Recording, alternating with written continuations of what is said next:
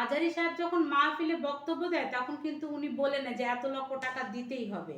তাহলে মাহফিলের প্রথম শর্ত হলো যদি কোনো হুজুর বক্তব্য দিতে আসে উনি বলতে পারবে না যে এত টাকা দিতেই হবে, তা না হলে আমি মাহফিলে কথা বলবো না। উনি প্রথমেই তো আউট হয়ে গেলেন। উনি টাকার বিনিময়ে মাহফিলে আসতেছেন, তিনি সানগ্লাস পরে মাহফিলে কথা বলেন।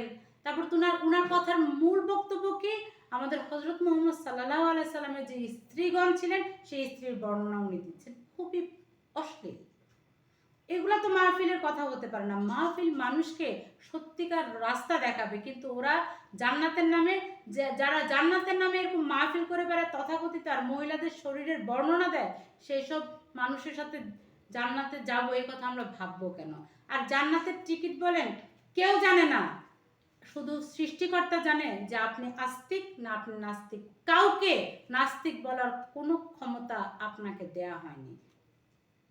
তারা যে জান্নাতের টিকিট দিবে বলছে, এটা আসলে রাজনীতির সাথে যায় কিনা?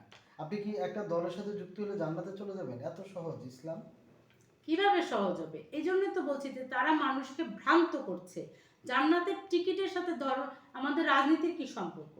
জান্নাতের টিকিট বিক্রি করতে আপনাদেরকে কে বলছে? কোথা থেকে তারা এই লাইসেন্সটা পেলো বলেন?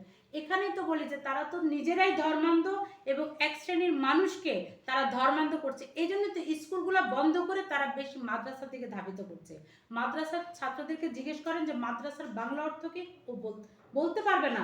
অথচ মাদ্রাসার বাংলা অর্থ বিদ্যালয়, যা হলো স্কুল।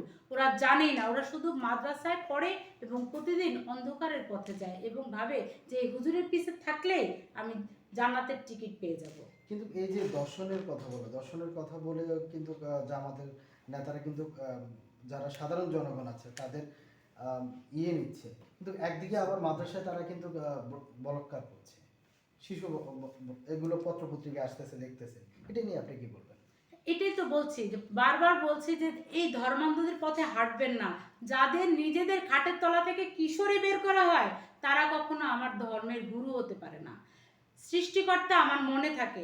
দেখেন, আমি আপনাদের সামনে বসার আগে আমি বাইরে থেকে এসে কিন্তু আমি চেয়ারে বসে আমার নামাজটা পড়ে আসছি। সৃষ্টিকর্তা আমার অন্তরে থাকে। আমি যেই ধর্মের হই না, আমি হিন্দু হই, আমি মুসলমান হই, আমি খ্রিস্টান হই, আমি বৌদ্ধ হই, সৃষ্টিকর্তা আমার অন্তরে। আমার বিশ্বাস আমার অন্তরে।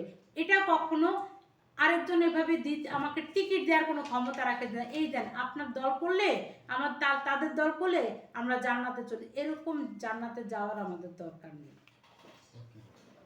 এদিকে